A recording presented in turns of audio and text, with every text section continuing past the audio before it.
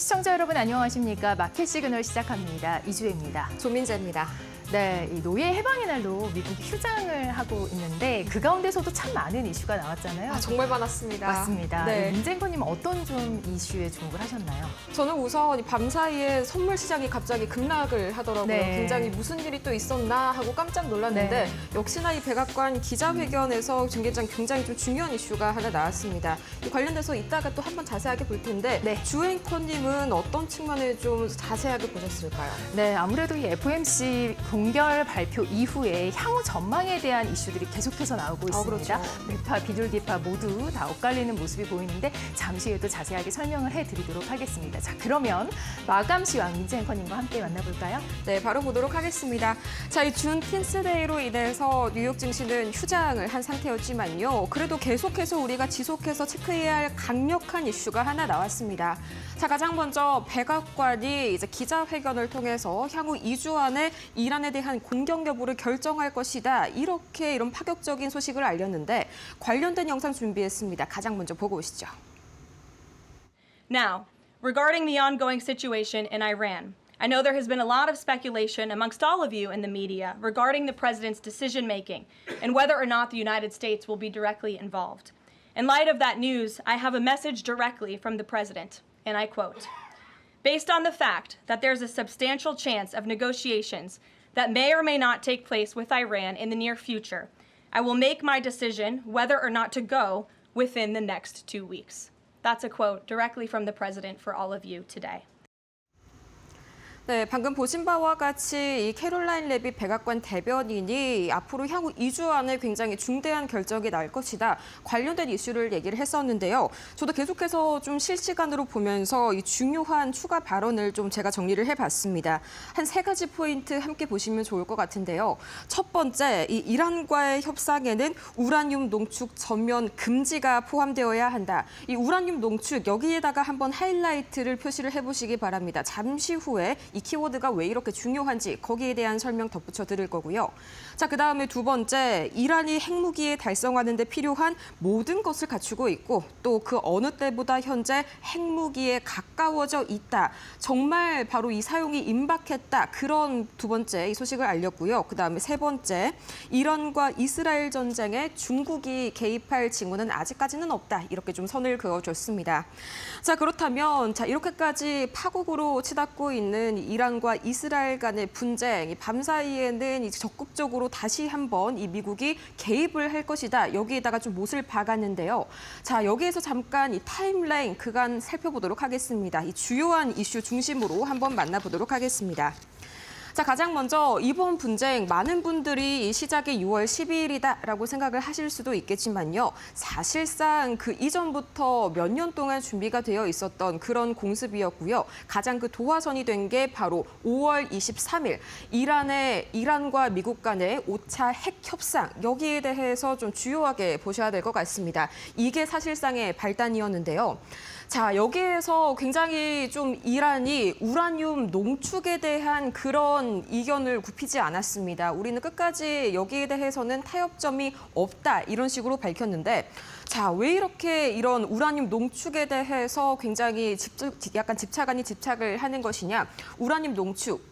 쉽게 생각해서 이렇게 보시면 될 것 같습니다.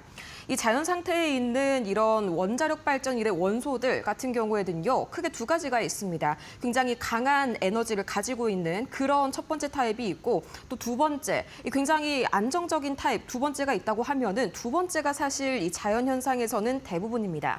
그렇기 때문에 우리가 이걸 원자력 발전이나 또는 핵무기에 사용을 하기 위해서는 이 전자, 에너지를 매우 크게 가지고 있는 이런 우라늄 원소들만 따로 좀 모아야 되는데 그 과정이 바로 우라늄 농축입니다. 따라서 이 우라늄 농축도 그리고 보유량에 따라서 현재 이 국가가 과연 이것을 원자력 발전에 쓸 것인지 아니면 말 그대로 핵무기에 쓸 것인지 여기에 이게 모든 게 이 우라늄 농축률에 갈려 있다는 거 이해를 하시면 나중에 더 편하실 것 같습니다. 자, 어쨌든지 간에 우라늄 농축에 대한 이견을 좁히지 못했다는 거 이전부터 2002년부터 좀 이란이 상당히 좀 핵 무기를 보유를 하려는 노력을 하고 있다. 그런 것들이 알려져 있긴 했었지만 다시 한번 좀 못을 박는 그런 움직임이었습니다. 자, 그래서 제6차 핵협상이요. 원래는 6월 15일 예정이었습니다만 이 나중에 6월 15일 계속해서 이 오만과의 이런 협상을 통해서 다시 한번 진행을 하려고 했었지만 이내 무산이 되고 말았죠.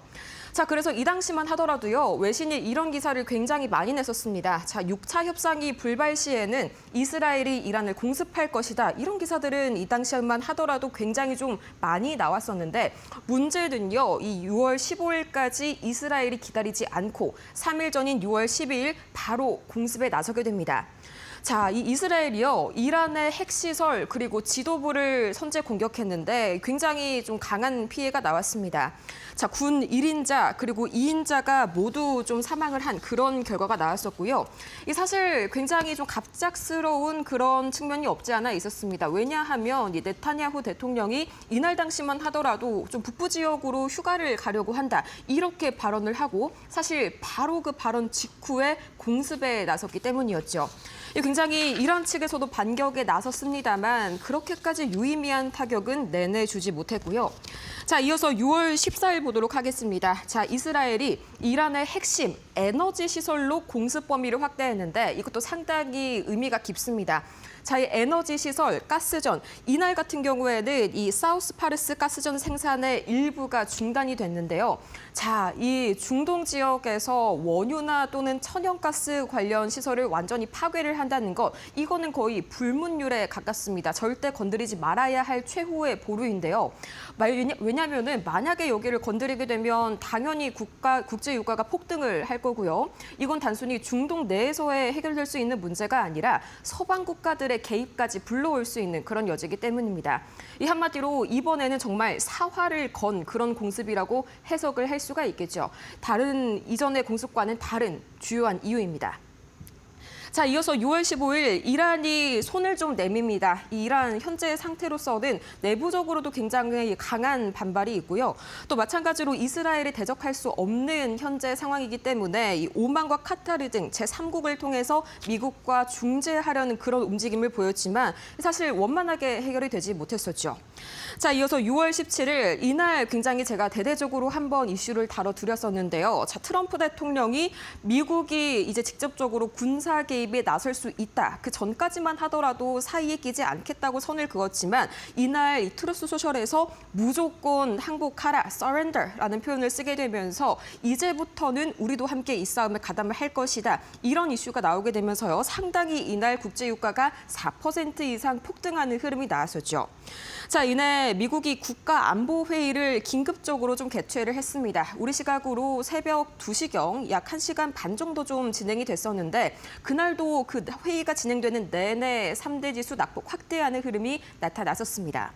자, 이어서 6월 19일 밤사이 이슈죠. 새롭게 추가된 이슈가 있었습니다.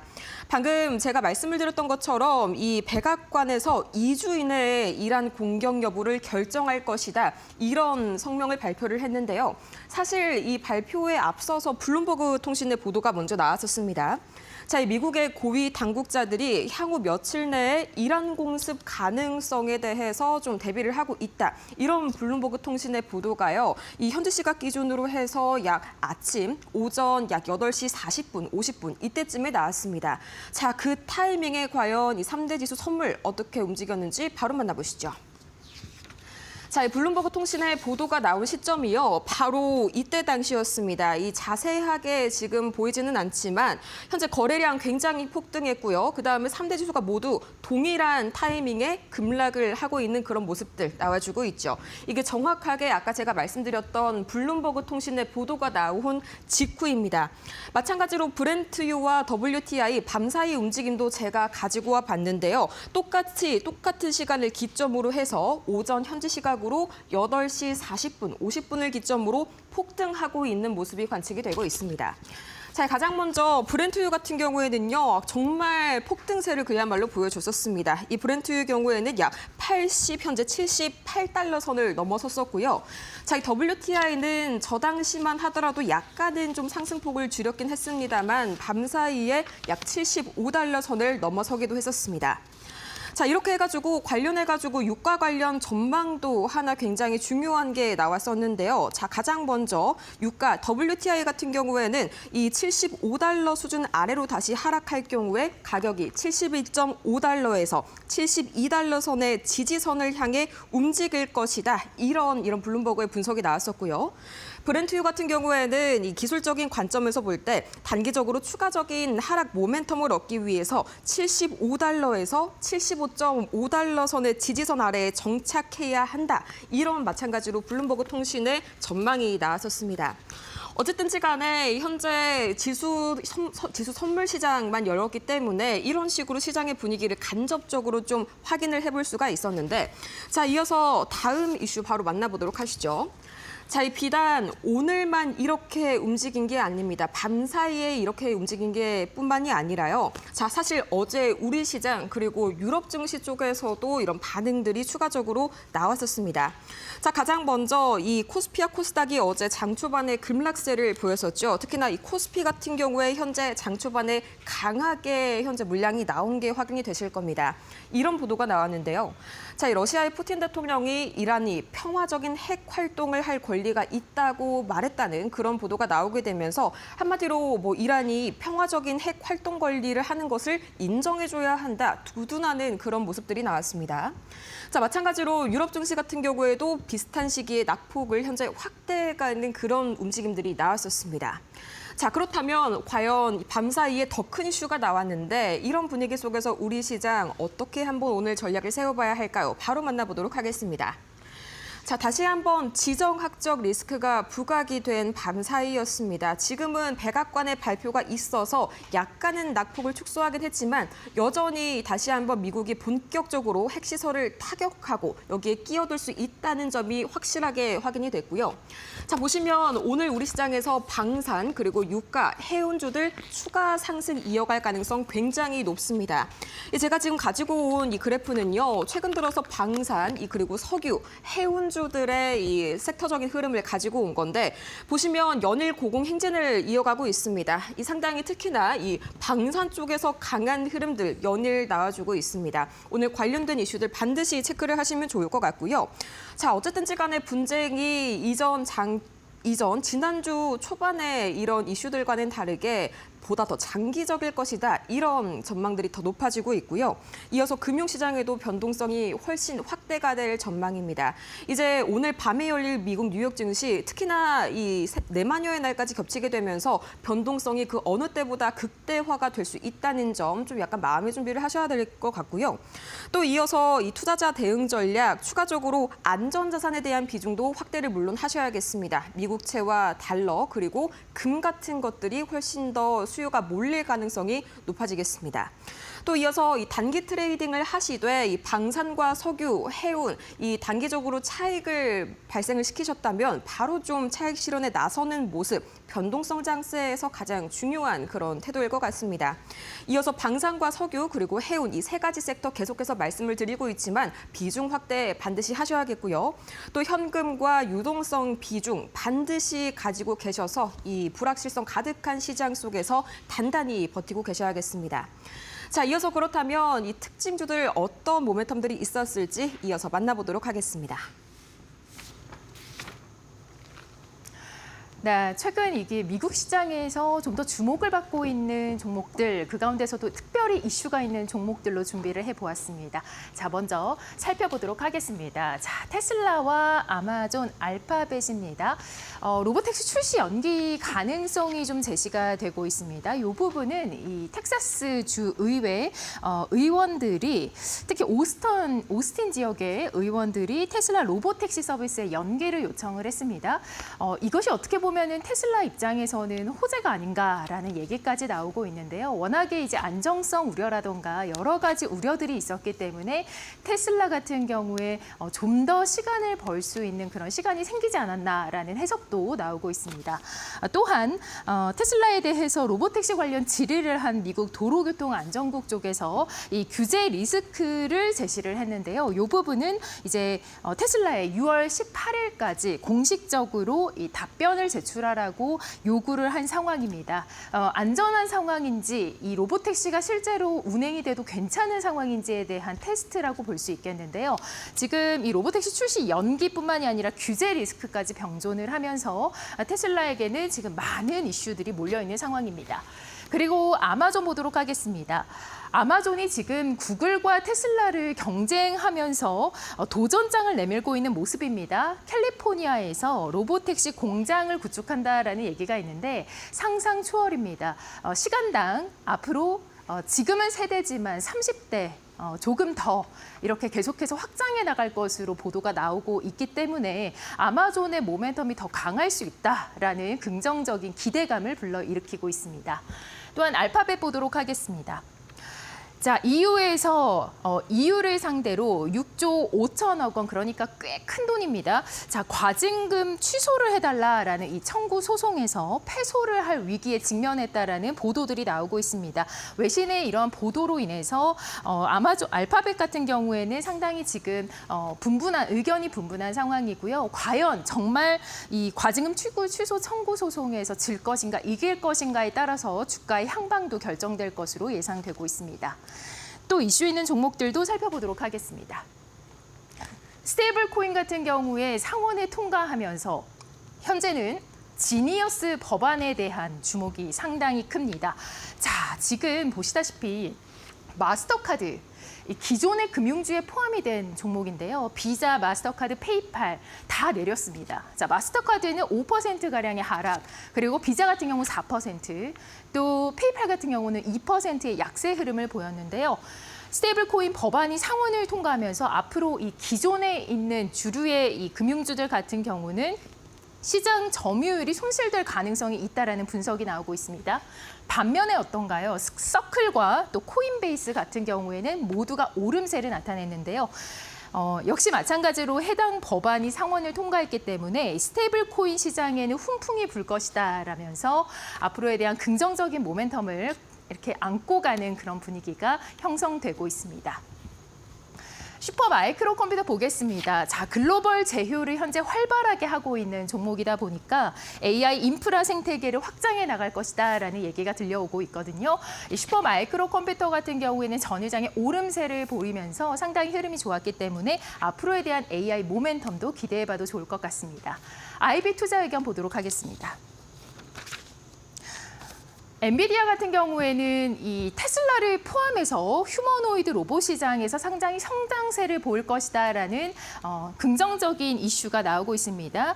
보시면은 상당히 흐름이 좋았습니다. 어떻게 보면은 이 엔비디아 같은 경우에는 워낙에 이제 많은 호평의 리포트들이 제시가 되고 있거든요. 그렇기 때문에 휴머노이드, 그러니까 지금 갖고 있는 반도체 쪽뿐만이 아니라 이걸 활용해서 휴머노이드 시장에서도 계속해서 성장을 주도해 나갈 것으로 예상이 되고 있습니다.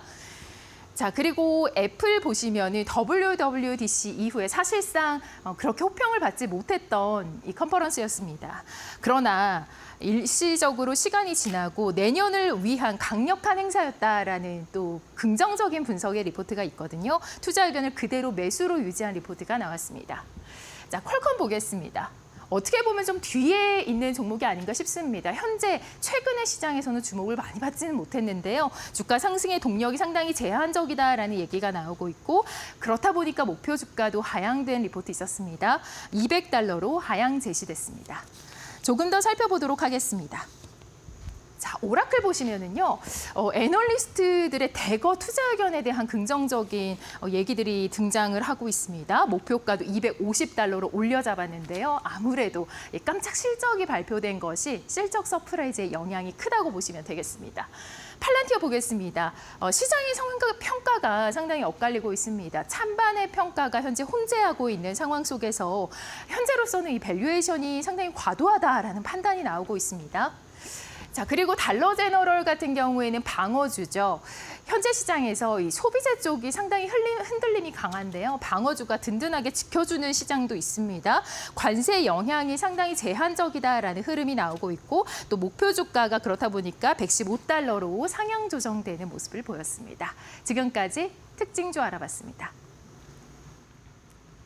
네, 이어서 오늘은 미국 증시가 준틴스데이로 휴장을 했습니다. 이거 저희가 오늘 다시 한번 이 김장일 본부장님께 한미 반도체 산업에 대해서 좀 깊이 있는 인사이트를 얻어보면 좋지 않을까 하면서 저희 한번 전화 연결해 보도록 할 텐데요. 모셔보도록 하겠습니다. 어서 오세요.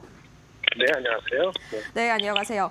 네, 본부장님, 이 올해 상반기에 미국 빅테크 기업들 정말 AI에 울고 웃었다라는 표현이 적절한 것 같습니다. 우선 M7 같은 경우에 좀 보자면 깜짝 놀랐습니다. 마이크로소프트가 연초 대비 수익률이 14%가 나왔는데 이것도 AI 때문이었고요. 애플이 마이너스 20%를 기록했는데 이것 역시 AI 때문이었습니다. 자, 이런 차별화 흐름 앞으로도 좀 지속이 될까요? 네, 그 미국 장도 그렇고 한국 장도 그렇고 공통적인 거는 AI죠. 일단은 가장 큰 거는 엔비디아의 중동 방문, 유럽 방문에 의해서 전반적으로 소버린 수요에 대한 확인이 가장 컸고요. 그다음 브로드컴도 그렇고, 그리고 오라클의 엄청난 자신감, 이런 것들이 전체적으로 시장에 대한 영향을 줬는데, 사실 시가총액의 1등, 2등을 다치는 마이크로소프트하고 엔비디아는 어떻게 보면 불문가지로 실적에 대한 기대치를 높여도 될 것 같다는 생각이 드니까 주가가 올랐다고 보시면 돼요. 그러니까 목표 주가였을 때 밸류에이션 멀티플은 마이크로소프트와 엔비디아가 비싸 보입니다만은 그 방향성이 뚜렷하기 때문에 주가가 당연히 앞섰던 거고요. 그리고 거기에 비근하게 맞춰간 것이 또 이제 팔란티아라든가 그런 주식들도 같이 간 거죠. 근데 유일하게 좀 못 간 거는 애플하고 그렇죠. 애플 정도가 가장 못 간 거고 구글이 못 갔는데 애플과 구글을 제외하고 나서는 전체적으로 시장 분위기에 맞춰갔다라고 보시면 되겠고 그 탑7 중에서 테슬라를 빼놓고는 사실상 순수하게 AI이기 때문에 AI는 결국은 원기 회복했다. 이렇게 규정을 지을 수도 있겠고요. 그래서 밸류에이션 상으로도 미국의 S&P 500이 전체적으로 한 23배, 4배 정도 유지되는 그림을 보이고 있다라고 말씀을 드릴 수 있겠습니다. 한마디로 그 엔비디아가 서버린 수요에 대한 기대, 그다음에 추론 수요에 대한 확인, 그다음에 주요 기업들의 실적에서 발표된 전망에 대한 자신감이 결합되면서 그 빅테크들이 리더를 갖고 한국에 관련되는 주식도 동조했다라고 말씀을 드릴 수 있겠고, 맨 마지막으로 한국 관련되는 그러니까 소프트웨어 관련해서도 긍정적인 분위기가 한국의 그 여러 가지 그 AI에 대해서 정부 주도에 추진하는 그런 정책에 대한 기대도 관련되면서 전체적으로 한국이나 미국이나 AI가 결국은 최후의 보루다라는 공감대가 이번 주에 크게 완성이 됐다라고 보실 수 있겠습니다. 네, 그러면 주신 말씀을 좀 종합을 해보자면 가장 좀 우리가 체크를 해야 하는 게 엔비디아와 테슬라, 또 팔란티어, 마이크론, 애플 이 정도까지를 좀 모아볼 수가 있겠는데요. 특히나 이 마이크론 같은 경우에는 26일 좀 실적 발표를 앞두고 있죠. 이어서 삼성전자 그리고 SK하이닉스 주가에 좀 상당한 영향을 미칠 것 같은데 삼성전자 어제 드디어 좀 차트상으로 5일선 위로 띄우는 모습이 나왔습니다만 앞으로의 이런 흐름들이 마이크론 실적 발표와 어떻게 움직일 그런 모습으로 보이실까요? 네, 전체적으로 5월 말까지 실적들은 다 나왔었던 거고 6월 초까지. 그리고 전에 말씀하신 대로 앵커님께서 마이크론이 분기 실적이 시점이 좀 달라서 5월 달까지 된 것이 3, 4, 5월 달이죠. 그 분기 실적이 다음 주 우리나라 시간으로 목요일 아침에 발표됩니다. 실적에 대한 기대치를 사실은 마이크론 주가 자체는 많이 선반영됐어요. 이 바닥에서 거의 2배 정도 올랐기 때문에 밸류에이션도 한 10배 넘어서 11배 되니까 이제는 과거 사이클 주식의 특성으로 보면은 선반영된 측면이 많이 있다라고 볼 수도 있습니다. 그거를 우리나라 시장에 대입을 한다면은 엔비디아가 가장 중요하고 브로드컴이 중요하고 아까 말씀 여러 가지 정황에 중요해서 하이닉스 중심으로 주가가 시세를 많이 올렸고요. 삼성전자는 집계 좀 갭을 메우는 정도로 왔는데 그 결정타 역할을 할 수 있는 것이 마이크론이 과연 어떤 얘기를 해주는가. 첫 번째 마이크론 자체 실적도 중요하고요. 그다음에 여러 가지 그 반도체 시장에 대한 현황에 대한 점검, 그다음에 HBM에 대한 자신감이 표현됐을 때 시장에 대한 전망이 좋게 나오면 삼성 하이닉스 다 골고루 좋을 것 같고요. 근데 반대로 시장에 대한 전망보다는 HBM 같은 거에 대한 자신감이 지나치다는 것이 뭐냐면 걔네들의 어떤 캐파라든지 아니면 그 제품에 대한 프로그레스를 자신감 있게 하면은 요거는 다소 하이닉스와 삼성전자한테 부담되는 요인이 될 수도 있습니다. 전체적으로 그 두 가지를 보시면 되겠고요. 그래서 지금도 아직도 오늘 금요일이니까 다음 주까지 한 4나흘 남았기 때문에 주가가 미리 긍정적으로 반응한다면은 아마 실적 발표되면서 새로운 뉴스가 나올 수도 있고요. 근데 지금 앞전에 말씀 잠깐 하려고 했는데 그 미국, 이란하고 이스라엘의 전쟁이나 이런 것에 대한 소강 상태를 접어드는 것 같은데 이런 거에 불안감을 반영해서 주가가 만약에 미리 소강 상태를 받는다면은 그러면 오히려 실적 발표될 때 기대 심리가 들어갈 수도 있는 양면성이 존재하고 있는 것 같습니다. 네, 확실히 그런데 이렇게 앞으로의 반도체 쪽의 업황을 보려면 중국과의 이슈도 결코 간과할 수가 없을 것 같은데요. 또 지난 17일이었나요? 한 이틀, 3일 정도 전에 이런 기사도 한번 나왔었죠. 이게 미국이 2차 무역 협상을 좀 타결하기 전에 추가적으로 반도체 장비 수출 제한을 더 확대할 것이다. 뭐 이런 것도 검토를 했었다. 이야기가 나왔었는데 앞으로도 좀 이런 위협적인 요소들이 남아 있는 것 같습니다. 삼성전자와 SK 하이닉스 이게 득일까요? 아니면 실일까요? 예, 미국이 중국에 대한 제재는 한국한테는 단기적으로나 중단기적으로 긍정적입니다. 그 긍정적인 거 맞고요. 좀 크고 기술적인 제한을 들어오니까 물론 대한민국이 그쪽에 중국 시장에 들어가는 판매라는 데 있어갖고 장비 업체라든지 이런 업체 입장에서는 좀 아쉬움이 있겠습니다만은 삼성 하이닉스 입장에서는 긍정적인 거고요. 다만 이제 부정적인 거는 길게 보면은 오히려 자생력을 높일 수 있는 거가 되고요. 궁극적으로는 걔네들이 우리가 입장에서 시간을 벌었다고 하지만은 사실은 CXMT라든지 YMTC 같은 경우는 계속적으로 제품 개발에 성공하고 있는 뉴스가 나오기 때문에 경계를 늦출 수 없다는 측면에서 장기적인 거는 퀘스천 마크이거나 혹시 부정적일 수 있는 가능성은 열어두셔야 될 것 같습니다. 네, 아직 그래도 완벽하게 좀 속단을 하기에는 이른감이 없지 않아 있는 것 같긴 합니다. 자, 이렇게 해서 저희 오늘 김장일 유니스토리 자산운용 본부장과 함께 깊숙하게 반도체 관련 이야기 한번 나눠봤습니다. 좋은 말씀 고맙습니다. 감사합니다. 네, 이어서 이 밤사이의 뉴욕 과연 어떤 이슈들이 있었는지 좀 더 추가적인 이야기들 자세하게 한번 파헤쳐 봐야겠죠. 이어서 머스노5에서 만나보겠습니다.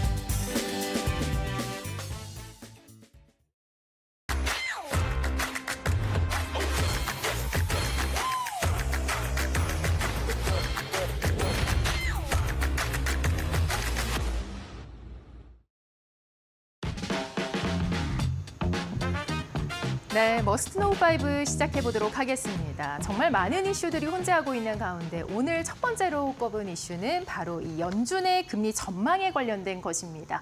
일단 연준이 동결로 발표를 했었죠. 그런 이후에 다양한 이 시장의 해석들이 나오고 있는 상황인데요. 사실상 도널드 트럼프 취임 이후에 4회 연속해서 금리를 멈춰 세운 것입니다. 제롬 파월 의장이 이렇게 동결을 한 이유, 크게 보면 바로 이 경제적 불확실성입니다. 금리 전망도 같은 이유로 매파와 비둘기파 사이에서 엇갈렸는데요. 앞으로 이제 우리 한국은행의 고민도 깊어지게 됐습니다.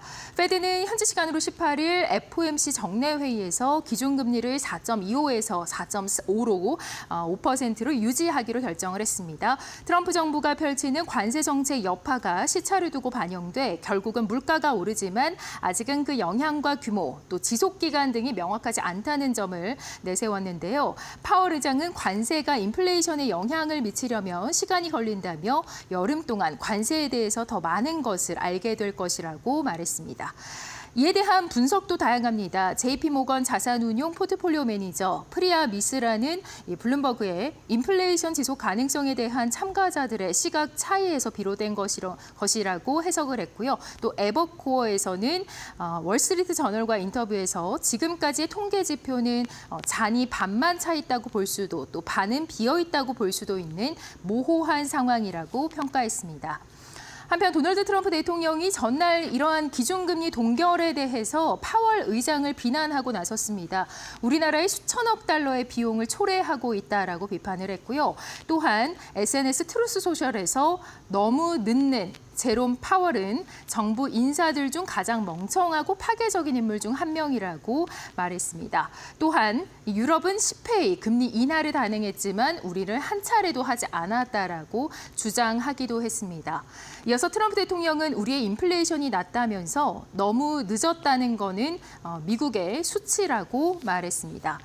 파월 의장은 이와 관련해서 FOMC 회의 직후에 열린 기자회견에서 취재진의 질문을 받고 FOMC 의원들이 바라는 것은 강력한 노동시장과 물가 안정이 조화된 견실한 미국 경제뿐이라고 말하면서 트럼프 대통령의 금리 인하 압박에 흔들리지 않겠다라는 의견을 분명히 했습니다.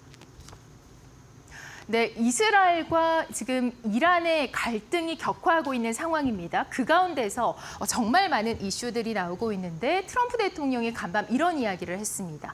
자, 이란의 공격 여부가 2주 안에 결정이 될 것이다. 라고 얘기를 했기 때문에 이제 백악관 쪽에 이런 브리핑이 나온 것인데요. 아무래도 이 캐롤라인 레빗 백악관 대변인이 브리핑에서 트럼프 대통령은 이란과의 협상 가능성이 상당하다고 보고 있다며 앞으로 2주 안에 이란에 대한 공격 여부를 결정할 것이라고 말했습니다.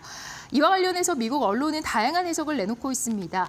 미국 CBS는 트럼프 대통령은 선택지가 많다고 보지 않고 있다며 이란 지하 핵시설을 파괴하는 것이 필수적이라는 생각을 하고 있다고 전했습니다.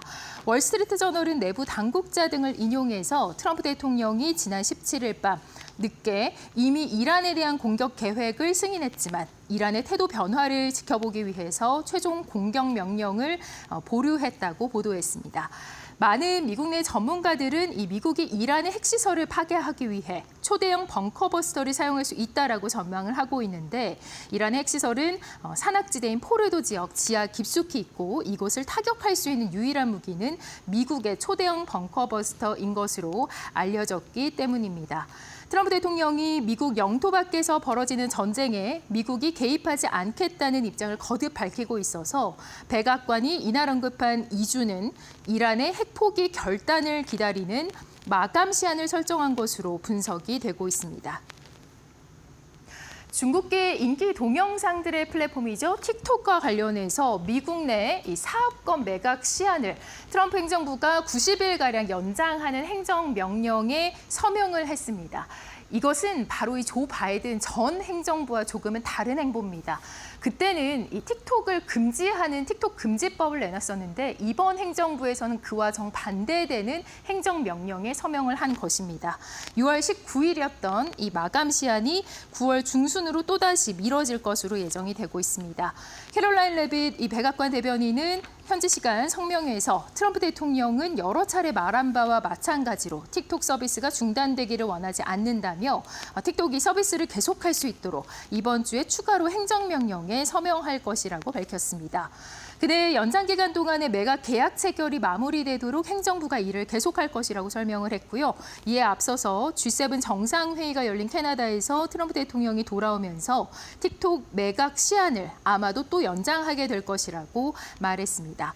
그는 또 시진핑 중국 국가주석이 매각 거래를 결국은 승인할 것이라고 말했습니다.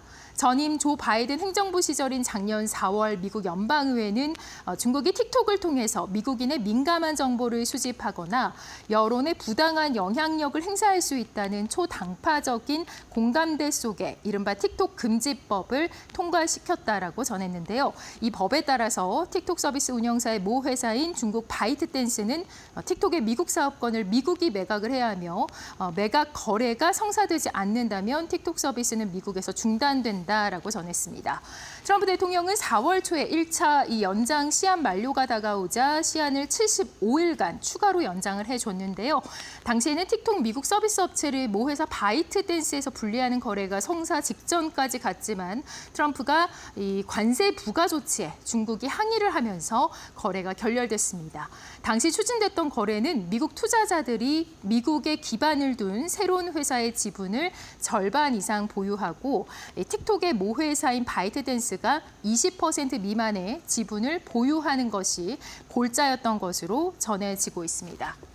자, 구글이 EU를 상대로 한 이 굉장히 큰 규모의 과징금 취소 소송에서 안 좋은 결과를 얻을 수 있을 수도 있을 것 같습니다. 과징금 취소 소송에서 패소할 수도 있다라는 위기에 직면을 하고 있어서 앞으로의 주가 방향에도 영향이 있을 것 같은데요.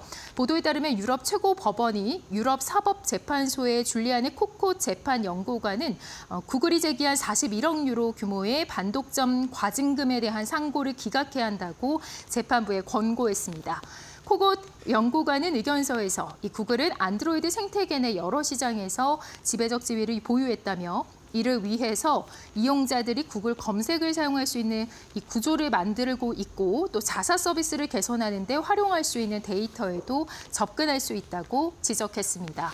구글은 이듬해 소송을 제기를 했지만 EU 일반 법원은 집행유예 결정 내용에는 문제가 없다라면서 집행유예 손을 들어줬는데요. 다만 과징금 액수가 5% 내린 41억 2,500만 유로로 결정이 됐고 구글은 이에 유럽 사법재판소에 상고를 했습니다. 유럽 사법재판소의 최종 판결은 안드로이드 사업 모델에 미래에 중대한 영향을 미칠 수 있다고도 전망이 나오고 있습니다. 자, 이 테슬라 로보택시와 관련한 이슈들이 나왔는데요. 이 미국의 텍사스 오스틴 지역의 주의회 의원들이 요구를 했습니다. 조금 늦게, 그러니까 연기해서 출시를 하면 안 되냐라는 요구인데요. 사실 이 테슬라 택시 같은 경우에는 워낙에 안정성에 대한 우려가 있었기 때문에 이같이 이러한 요구가 오히려 긍정적으로 발현되지 않을까라는 해석도 나오고 있는 상황입니다. 이 지금 구글에서 이어서 이 테슬라 같은 경우는 신의 한 수의 기회다라는 분석이 있는데요. 이 텍사스 주 의회가 테슬라의 로보택시 출시를 연기해달라고 요청을 하면서 머스크 CEO가 자율주행 기술에서 승리를 선언할 여지가 생겼다고 전기차 매체 일렉트릭이 전했습니다. 오는 22일 테슬라는 오스틴에서 로보택시를 출시할 계획이 있었지만 텍사스 주 상원과 하원의 의원 7명이 서명한 공식 서한이 지금 변수로 떠올랐습니다. 새 법안이 시행되기 전까지 로보택시 출시를 미뤄달라는 내용으로 테슬라에게는 오히려 시간을 벌 수 있는 기회가 됐다는 분석도 등장을 했는데요. 텍사스는 자율주행 관련 규제가 거의 없지만 이번 법안은 연방 가이드라인 준수와 SE 자율주행 레벨 기준을 추가로 요구하고 있다라고 전하면서 강제적인 연기는 아니지만 테슬라가 이를 이유로 일정 조정을 할 가능성이 커졌다라고 전했습니다.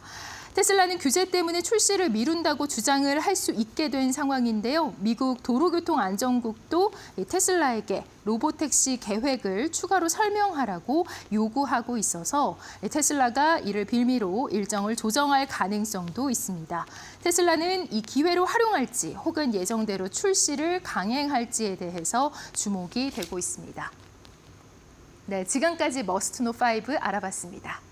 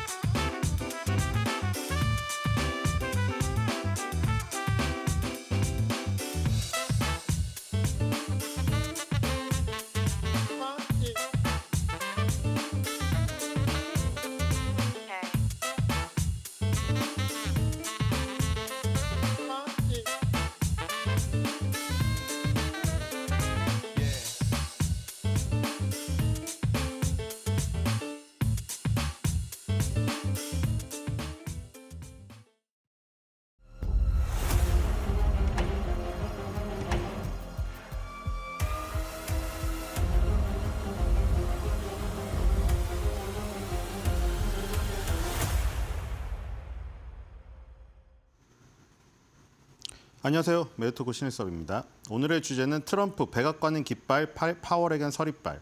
트럼프 이란도 백악관에 오고 싶어한다. 벙커 버스터 벌수스 경제 부스터.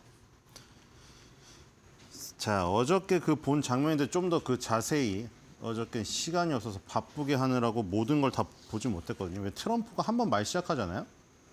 그냥 기본 1시간입니다. 진짜 저건 인정해줘야 된다니까요. 트럼프 지지하지 않으시는 분들도. 그 미국인들이겠지만 대부분. 여기 잔디밭에 서가지고 돌아다니면서 1시간 그러니까 물론 기자도 계속 질문하죠. 여기 서 있다가 또 들어가려고 잔디밭에서 저기 아스팔트 쪽으로 갔는데 거기서 또 질문이 시작돼 또. 아주 끝이 없어요. 저 계속 그러잖아요. 저번에 미군 부대 갔을 때도 거기서도 1시간, 그러니까 기본 1시간. 팟캐스트 나와서 만약 앉잖아요. 앉으면 3시간입니다. 진짜 거의 뭐 이건 물론 투머치 토커이기도 한데 일단 뭐 말하는 거를 즐기는 것 같아요. 어쨌든 뒤에 계신 분들은 이제 그 합법적인 미국 국적을 가진 노동자분들이겠죠. 그렇죠? 이분들이 기술자들이세요. 그러니까 트럼프가 이거 사비 털어서 한 거거든요. 이게 1기 때부터 하고 싶었나 봐요. 그리고 이제 마지막 임기이기 때문에 그 뭔가 남기고 싶은가 보죠. 그래서 이제 백악관 남쪽과 북쪽에 뭐 다른 나라에는 이렇게 높은 게 없대요. 좀 우리나라 태극기가 청와대에 얼마나 높나요? 이게 지금 어저께 100피트짜리 높이 기둥을 세운 다음에 거기다가 미국 국기 정말 큰 성조기를 거는 작업을 하는 현장이었거든요. 근데 진짜 멋있긴 하더라고요. 이 기술자분들인데 거기에 이제 순수한 모래를 그 기둥 안에 넣어가지고 절대 부식이 안 된답니다. 자기가 건축업자로서 잘 안 돼요. 그래서 그런 그 기둥들을 전 세계 돌아다니면서 많이 봤는데 이게 최고다. 그러면 자기가 사비 털어서 한다고 하더라고요. 그래서 어쨌든 잔디밭에 깃대랑 깃발을 세우는 이런 그 현장인데 여기에 대한 질문은 거의 안 나옵니다. 뭐 중간에 나왔죠. 사실 뭐 살짝 뭐 건설업자인데 뭐 요런 것들을 어떻게 봅니까 하면서 뭐 역대 대통령들이 이런 걸 했어야 되는데 내가 지금 사비 털어서 이렇게 멋있는 작품 남기고 간다. 뭐 이 얘기하면서 아까 순수한 모래 얘기도 거기서 조금 나왔어요. 근데 기자가 그걸 중요한 자기 질문을 하기 위해서 약간 그걸 하는 거죠. 던지는 거죠. 앞에 선제 질문으로 이렇게 모래 얘기하다가 갑자기 또 이란 얘기하고. 그렇죠? 그러니까 트럼프도 편하게 어제 같은 경우에는 그냥 깃발 얘기 좀 하고 백악관 어떻게 꾸미고 예쁘게 이 얘기 하고 싶었을 텐데 사실 지금 현안 자체가 뭐 미국 대통령이니까 항상 매일 그렇겠지만 특히나 지금 굉장히 이란과 이스라엘의 관계 속에서 미국의 역할이 중요한 결정을 앞두고 있기 때문에 그 질문을 깃발 질문만 하고 있을 수도 없죠, 사실. 자, 그리고 이제 파월에 대한 얘기 나온 거는 어제도 했지만 진짜 이러다가 귀에 닦지 않겠습니다. 그러니까 지금 사실 파월의 그 의장 임기 연장은 안 되는 거 거의 100%죠. 58,000%죠, 이거는 지금. 트럼프가 여기서 갑자기 뭐 마음을 돌려가지고 아니 파월의 전혀 스탠스가 변하지 않았는데 내년도 5월 달에 임기 연장을 해줄 리가 지금 만무한 상황이잖아요, 지금. 그리고 이사회 임원으로서 임기를 가져가는 것도 사실 굉장히 껄끄러운 상황이거든요. 파월은 어제 정확한 답변을 회피했죠. 그 얘기 질문을 했을 때 파월은 거기에 대해서 답변하고 싶지 않다고 했거든요. 근데 사실 이런 상황에서 의장에서 물러났는데 이사회 임기를 남았다고 계속 가져간다. 이것도 사실 굉장히 어려운 일인 것 같거든요. 어쨌든 내년 5월에 가봐야 되겠지만 내년 5월에 아마 파월이 아예 그냥 F5에서 나가버리는 게 좀 확률이 높지 않을까. 물론 그대로 앉아있다고 해서 또 트럼프가 자르지 못합니다. 이사회 임원의 임기는 보장되어 있고 무려 14년짜리이기 때문에 이건 누구도 건들 수가 없거든요. 트럼프는 사실 그렇게 되면은 좀 짜증이 날 거예요. 의장으로서 나갔는데 영구 투표권을 가진 7인의 이사회에 계속 남아있기 때문에 굉장히 어색한 동거가 시작될 수가 있다, 이렇게 되면. 그렇죠? 트럼프가 새로운 의장을 임명할 거 아닙니까? 근데 7인의 이사회 영구 투표권을 가진 이사회 임원으로서 파월이 계속 남아있으면은 정말 껄끄럽죠. 아마 의장에서 물러나도 계속 뭐라고 할 것 같아요. 계속. 정말 이거 한 번 마음에 엉키면 끝까지 그러는 사람이거든요. 그래서 지금 뭐 똑똑하지 않은 사람이다. 근데 좀 웃긴 얘기 했습니다. 똑똑한 사람은 아닌데 정치에 재능이 있는 사람이다. 이거 완전 비꼰 거죠, 사실. 뭐 파월이 진짜 정치에 재능이 있어가지고 정말 정치인으로 데뷔할 것을 암시하면서 이 얘기를 한 건 아니잖아요, 지금. 비꼰 거잖아요. 똑똑하지 않은데 정치에 재능이 있다는 게 무슨 얘기냐. 정치적인 행위를 하고 있다는 거죠. 트럼프가 보기에는 이게 지금 정치적인 행위를. 지금 계속 그렇게 주장하고 있잖아요. 바이든 임기 때는 금리 인하해놓고 물론 파월은 계속 그러니까 서로 주장이 다른 건데 파월은 계속 그렇게 주장하고 있어요. 나는 법에 명시된 대로 이중책무, 최대 고용과 물가 안정을 위해서 그 지표들을 면밀히 살펴보면서 그 결정만 기계적으로 하는 거지. 나는 4명의 대통령을 거쳤는데 전혀 뭐 대통령의 어떤 정치적 성향에 뭐 기대어가지고 거기에 기반하는 걸 한 적이 없다. 근데 트럼프는 계속 그거를 또 반대로 주장하고 있죠. 바이든 때는 그거 잘 보이려고 금리 인하해놓고 왜 나 때는 금리 인하를 도대체 안 해주는 거야. 계속 미치겠다고 하고 있잖아요. 그래서 이렇게 비꼬았습니다. 정치에 재능이 많다. 아예 정치에 진출하지 않겠느냐. 뭐 거의 이런 식으로 얘기하는 것 같고요. 그리고 바이든이 단기 부채 많이 진 거 계속 얘기하고 있죠, 이거. GDP 대비 6%에서 6.5에서 6.7, 뭐 요 정도로 우리가 물려받아가지고 지금 돈을 부채니까 갚아야 되는 돈이잖아요. 갚아야 되는 돈인데 이자율을 낮춰줘야지 조금 그 이자가 싸지는데 이자 금액이 적어지는데 이 안 낮춰주니까 정말 머리가 터지는 것 지경이죠, 지금. 2포인트 정도는 낮춰야 된다. 2포인트에서 2.5는 낮춰줘야 된다고 계속 얘기하고 있어요, 지금. 안 그러면 수조 달러의 손실을 보게 될 것이다. 그리고 이제 이런 얘기까지 하죠. 제가 그냥 의장하면 안 돼요. 이 얘기는 옛날부터 했어요. 그렇죠?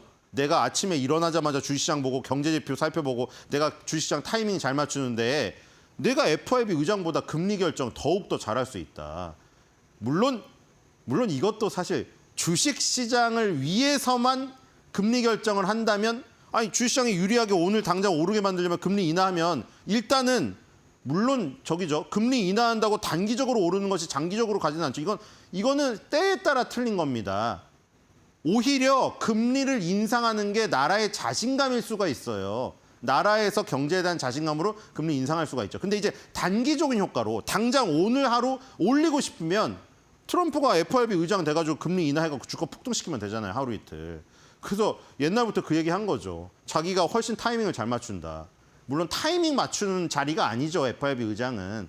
근데 트럼프는 계속 자기가 주식시장 잘 보고 금리 결정까지 자기가 하면은 더 이거 좋다는 거예요. 계속 그 얘기 하는 거죠. 근데 이건 있을 수는 없는 일인데 트럼프의 그냥 희망사항이죠. 아니면은 계속 FRB 의장이 말을 안 들으니까 그 얘기를 하는 거죠. 그래서 제가 연방준비제도 이사회에 직접 임명될 수 있나요? 이런 얘기까지 하고 그다음에 졸린 조라고 자꾸 하죠. 맨날 졸고 있었다. 슬리핑 조라고. 슬리핑 조가 너무 높은 인플레이션을 우리한테 물려줬는데 내가 이거 다 낮춰놨다. 다 낮춰놨는데 왜 자꾸 파월은 정치적인 행위를 하면서 똑똑하지도 않으면서 왜 내 일을 방해하고 있느냐.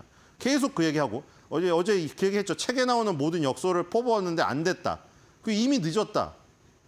이미 늦었다고. 2.5%로 낮춰야 된다. 왜냐하면 유럽은 벌써 10번을 깎았는데 우리는 그 10번 깎는 건 한 번도 안 깎았다. 그 얘기를 열심히 하는 동안 저 노동자분들은 계속 뒤에서 대기를 하고 있어요. 트럼프가 웃긴 얘기하면서 돌아보면은 같이 웃어주고 하는데 옆에 분은 또 셀카도 찍고. 근데 이제 워낙에 오래 얘기하니까 다리가 아팠었어요. 이제 결국 보내가지고 이 마지막에 완성된 장면입니다. 남쪽하고 북쪽에 그쵸? 100피트짜리 기둥 세운 다음에 이 안에다 순수한 모래 넣어가지고 기둥이 부식 안 되게 만들고 거기다가 성조기를 개양하는 행사를 했습니다.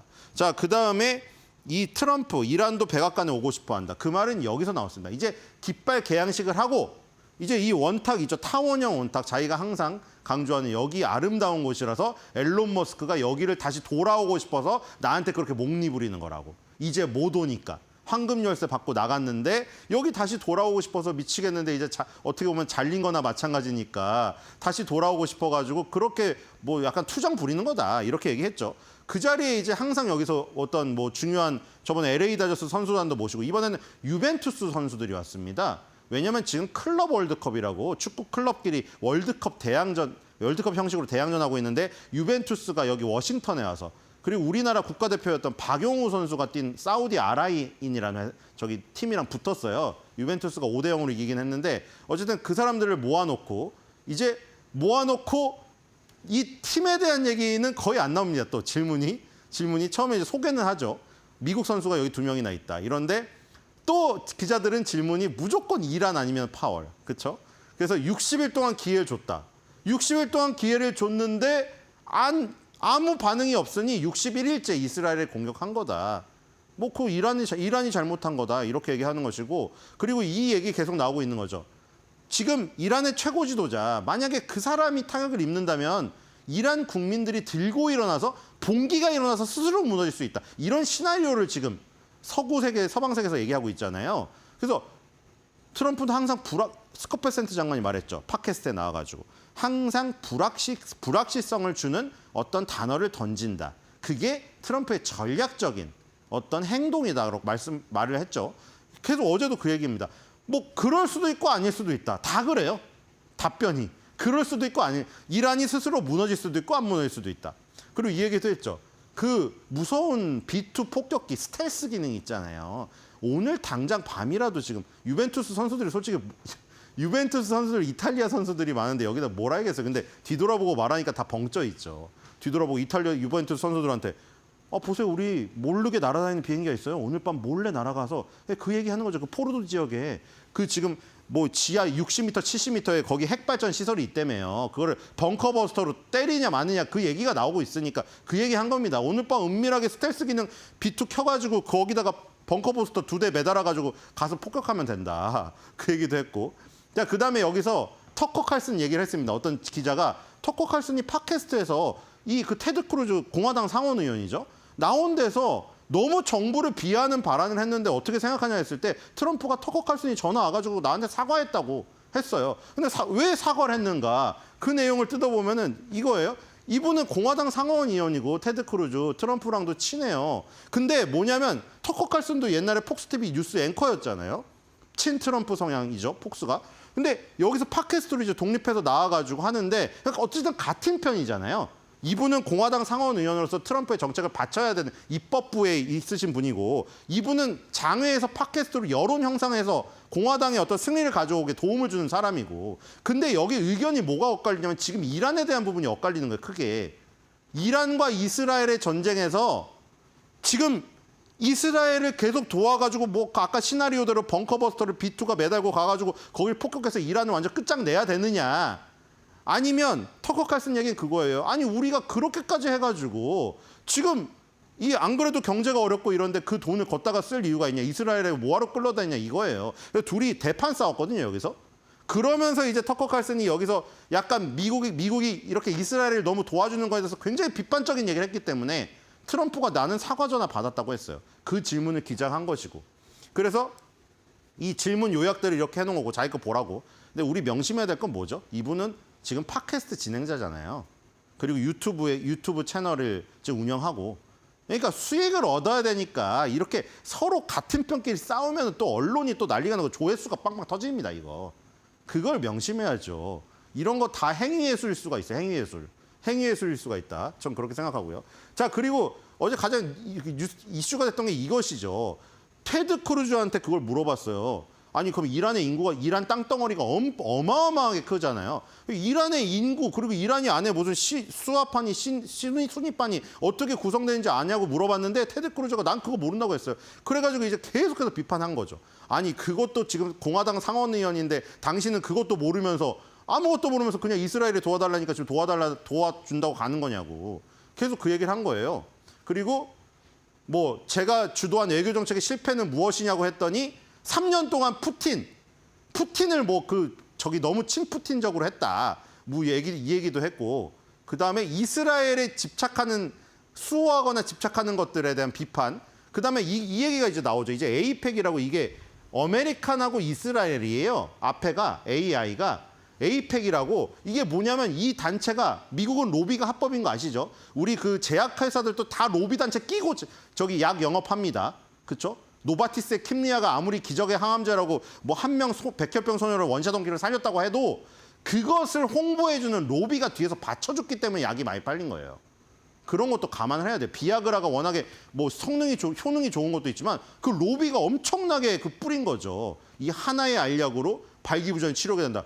그런 로비가 합법이에요. 근데 여기도 마찬가지죠. 에이펙이라는 단체 힘이 너무 강합니다. 유대계의 어떤 뒷받침을 해주는. 다 유대계의 에이펙이라는 단체가 밀어줘가지고 아까 테드 크루즈도 그렇고 다 공화당이건 민주당이건 상원의원, 하원의원 다 해먹고 있는 거예요, 지금. 그러니까 이게 괴리감이 있는 거죠. 국민들은 지금 지지하지 않아요. 국민들은 여기 끼는 걸 싫어합니다. 왜냐하면 이라크에서도 그랬고 아프가니스탄에서 그랬고 예전에 베트남에서도 그랬고 전쟁에 참여해서 돈만 쓰고 계속 패전하고 물러나고 이런 것들이 많이 있었기 때문에 이제 지긋지긋한 거예요, 전쟁이. 이스라엘, 이란 전쟁에 끼기도 싫은 거예요. 나는 그냥 맥주나 마시고 LA에서 경기나 보고 무슨 NFL 경기나 보러 가고 이렇게 태평하게 살고 싶지. 괜히 남의 나라에 껴가지고 싫단 말이에요. 근데 하원의원, 상원의원들은 당선이 무슨 돈으로 됐냐? 선거 자금을 다 에이펙에서 냈거든요. 그러니까 이것을 에이펙을 무시할 수가 없는 거예요. 그래서 에이펙하고 네타냐후하고 다른 입장을 취한 것은 언제였나요? 크루즈가 항상 그렇게 다른 입장 취했다. 그러면 터커가 한 가지만 말해보세요 했더니 크루즈가 아무 말을 못했습니다. 그러니까 크루즈의 이중성을 계속 비판한 거죠. 그리고 이런 얘기까지 나왔어요, 이제. 성경에 이스라엘을 축복하는 자는 축복을 받을 것입니다. 이게 성경에 나와 있다고 성경 말씀대로 해야 된다는 거예요, 크루즈가. 이스라엘을 축복해야 된다, 성경 말씀대로. 그래, 우리가 구원받는다. 그 얘기 했더니 그러면 성경은 있으신가 했더니 성경은 없대요. 그러니까 이게 지금 성경도 없고 이란이 어떻게 구성됐고 국민이 몇 명인지도 모르는데 그냥 맹목적으로 이스라엘 도와주고 있다. 그래서 의심이 간다는 거죠. 에이팍한테 후원 받아가지고 이제 의원 됐더니 다음에 선거에 떨어질까 봐. 왜냐면 에이펙이 나중에 낙선 운동해요. 만약에 이스라엘 안 도와주잖아요. 에이펙이 나중에 낙선 운동합니다. 그래서 의원들이 지금 지지 끌려다니는 경향이 있어요. 그렇기 때문에 그걸 비판한 거죠. 지금. 그랬더니 이게 비판한 게 어떻게 보면 트럼프에 대한 간접적인 공격일 수가 있기 때문에 트럼프가 터커 칼슨이 사과전을 했다고 말했다고. 근데 뭐 정확히 어떤 사과에 대해서인지는 지금 드러나지 않았기 때문에 뭐 보수에서 같이 무슨 보수 안에서 무슨 균열이 일어난다 뭐 이렇게 언론에 나오기도 했었어요. 그리고 이런 부분 때문이죠. 지금 미국인의 16%만 이란 전쟁에 참여해야 된다고 하고 있습니다. 거의 없죠. 거기다가 공화당 지지자들도 단 23%만 전체 공화당의 지지자의 23%밖에 전쟁을 지지하지 않아요. 그러니까 지금 굉장히 어려운 상황이죠. 자, 마지막 벙커버스터 대 경제부스터입니다. 자, 이런 내용인데 어제 월스트리트 저널에서 자세하게 이 보고서를 다뤘어요. 벙커버스터 2발을 그 보르도 지역에 떨어뜨리면은 그 땅이 깨져서 다 파괴시키는 시나리오예요. 근데 여기 여론이 엄청 안 좋습니다. 두 개만 읽어볼게요. 미국인의 99%는 미국에 무슨 일이 먼저 일어났나요? 근데 미국 정부의 99%는 이스라엘이 먼저입니다. 아까 터커 칼슨이 테드 크루즈 비판한 내용이랑 똑같잖아요, 지금. 뭐 이건 우스갯소리를 하나 올린 거예요. 내 아내는 나를 벙커버스터라고 부른다. 이건 우스갯소리를 올린 건데 그러니까 지금 미국 트럼프가 엄청 고민이에요. 지금 이스라엘을 돕지 않으면 에이펙이란 단체에서 나중에 돈을 빼거나 약간 좀 그 마음의 어떤 저기를 잊게 되는 것이고, 아니 근데 국민들 말을 듣자니 참여하면 안 될 것 같고, 이게 어떻게 결정된 거야? 2주 안에 결정할 것이고 1초 전에 결정하는 걸 즐긴다고 했습니다. 과연 어떤 결과가 나올지 지켜봐야 될 것 같고요. 오늘의 한 줄 매듭평입니다. 미국 국민들하고 네타냐후 사이에 어떤 그런 갈등 요소들을 넣어서 만들어봤습니다. 미국 국민들, 네타냐후 그만 나타나. 후.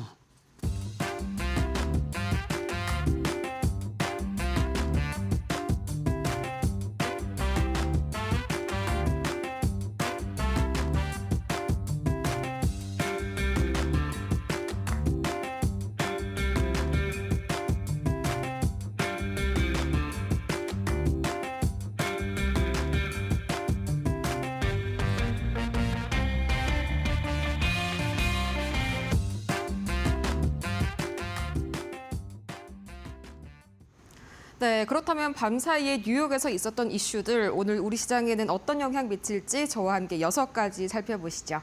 자, 가장 먼저 이 미국의 당뇨병 학회 ADA가 오늘부로 그리고 23일까지 미국 일리노이주 시카고에서 개최가 됩니다. 자, 제가 관련된 참여사들을 좀 한번 가지고 와 봤는데요. 참여사도 있고요. 관련된 그런 제약 바이오주들이 현재 줄을 이루고 있습니다. 이 두 가지 특히 집중을 해줘 보셔야 할 것 같은데 가장 먼저 이 한미약품.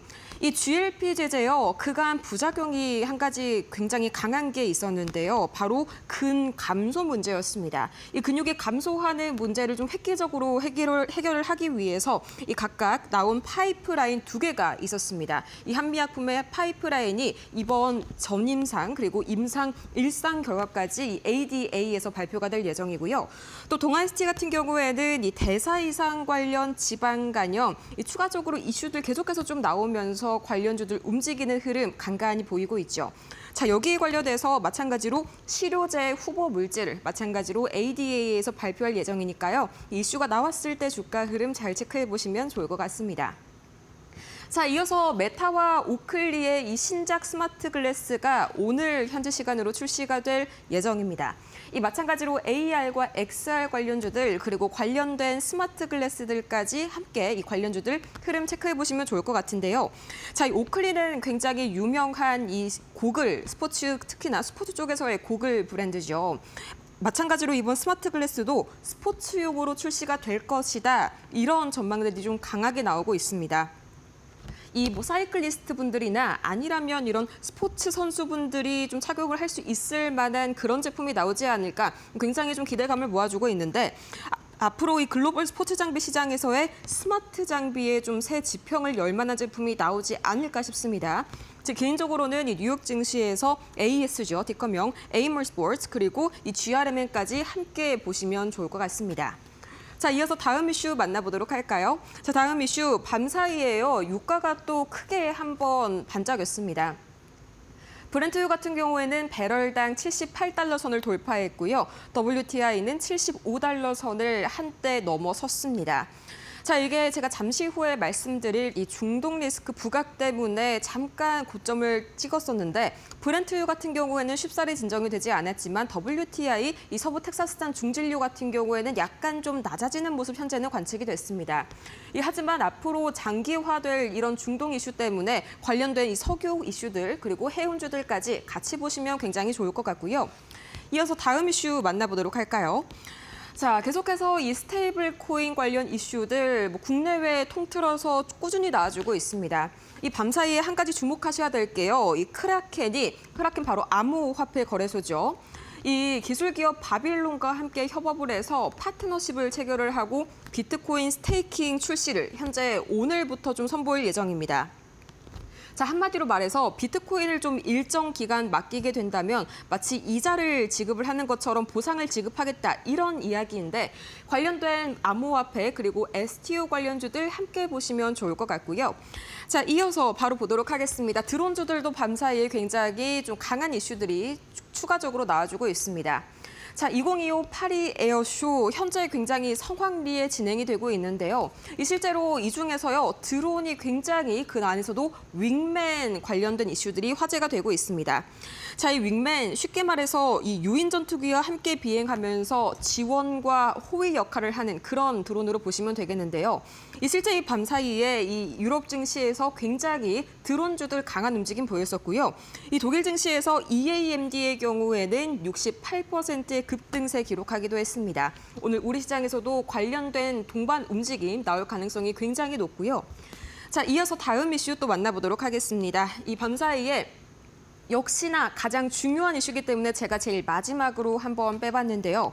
자, 우선 백악관에서 기자회견이 하나 있었습니다. 이 캐롤라인 레빗 백악관 대변인이 향후 2주 내에 이란 공격에 대한 여부를 결정을 할 것이다. 이런 이슈가 한 가지 발언이 나왔었고요. 또 그 이슈가 나오기 몇 시간 전에 블룸버그에서도 마찬가지로 이 미국의 고위 관계자들이 빠르면 이번 주말 안에 좀 이란에 대한 타격을 좀 계획을 하고 있다. 이런 이슈가 나오게 되면서 이 밤사이에 굉장히 3대 지수 선물 급락하는 흐름 보였었습니다. 이 마찬가지로 중동 지정학적 리스크 계속해서 커져가고 있는 가운데 방산주들 흐름 오늘 지켜보시면 좋을 것 같습니다. 자, 이렇게 해서 6가지 이슈 챙겨봤습니다.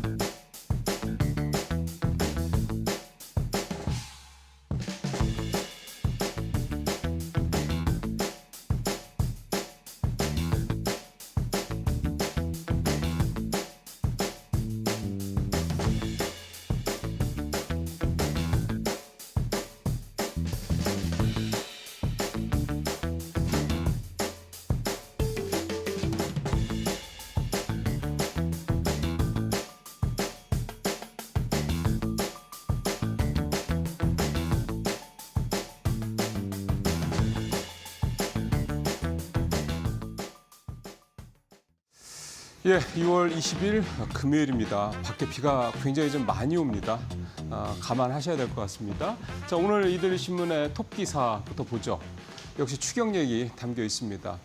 사실 그동안에 우리 시장을 이끌고 있는 주요 모멘텀 중에 하나가 정부의 추경 얘기이기 때문에 어제 확정된 추경 얘기를 오늘 일면 톱 기사로 다루고 있습니다. 표를 보시면서 좀 말씀을 드리면 이번 추경의 핵심은 민생회복 소비 쿠폰 이건데요. 민생회복 지원금입니다. 이게 이제 국민 1인당 최소 15만 원에서 최대 25만 원까지, 최대 50만 원까지 지급이 됩니다. 여기에만 들어가는 지원금이 10조. 그러니까 이번 2차 추경이 20조 조금 넘으니까 거의 절반을 이 민생회복 지원금을 전 국민들한테 지급하는 데 쓰겠다. 이 내용이 되는 거죠. 표에서 보시는 내용은 15만 원에서 50만 원 이제 어떻게 지급되냐는 건데 상위 10%가 15만 원. 그다음에 보통 이제 웬만한 분들은 이제 25만 원 1인당 받으시면 된다고 보면 되고요. 차상위나 기초수급자 등 이렇게 이제 생활 형편이 어려운 분들한테는 40만 원, 50만 원까지 차등 지급이 된다 보시면 되겠습니다. 그러니까 보편 지급과 차등 지급이 두 가지, 즉 민주당의 요구와 정부의 요구안이 이제 절충 형태로 됐다 이렇게 좀 볼 수가 있겠습니다. 결국 중요한 거는 이 추경이 어떤 역할을 할 것이냐 여부입니다. 추경, 즉 이번 추경의 핵심은 내수 경기를 활성화하는 거죠. 내수 경기 활성화의 핵심은 민간 소비를 되살리는 겁니다. 지금 작년 12월 3일 비상계엄 사태 이후에 민간 소비가 워낙 얼어붙어 있기 때문에 이거를 일단 이렇게 얼어붙어 있는 걸 녹여야 되겠죠. 그러니까 이번 추경, 이번 민간 그 지원금은 결국은 이 얼어붙어 있는 냉동실에 있는 이 민간 소비를 냉동실 밖으로 끌어내서 상하지 않게 녹이는 이 작업의 시작이다. 이렇게 좀 이해를 하시면 될 것 같고요. 이번 조치로 인해서 민간 소비가 대략 민간 소비를 비롯해서 우리 성장률이 대략 0.2% 정도 올라갈 것이다. 이렇게 전망을 하고 있습니다. 올해 반이 지났으니까 실제로 이제 올해 하반기에 이 추경에 따른 경기 GDP 성장률은 0.1%포인트 정도 될 것이다. 이렇게 볼 수 있죠. IMF가 0.5%, 한국은행이 0.8% 우리 지금 성장률을 전망을 하고 있는데 사실은 이렇게 되더라도 그러니까 이번 추경이 풀리더라도 올해 성장률은 1%를 넘기가 쉽지 않을 것이다라는 것을 좀 미리 짐작을 할 수가 있기는 합니다. 다만 이게 수치인 거고요. 결국은 여기에 이제 한국은행의 금리 인하 또 다른 여러 가지 정부의 경기 부양책들이 좀 합쳐지고 한다면 올해 1% 성장률을 일단 회복하는 부분에 있어서는 조금 더 긍정적인 기대감을 가질 수 있다. 이렇게 볼 수도 있겠습니다. 자, 다음 내용 가보도록 하겠습니다. 증권면제 톱 기사인데요. 자, 주식시장 요즘에 여러분들 잘 아시겠지만 3,000선을 계속 돌파를 시도를 하는데 아직은 좀 못 넘고 있죠.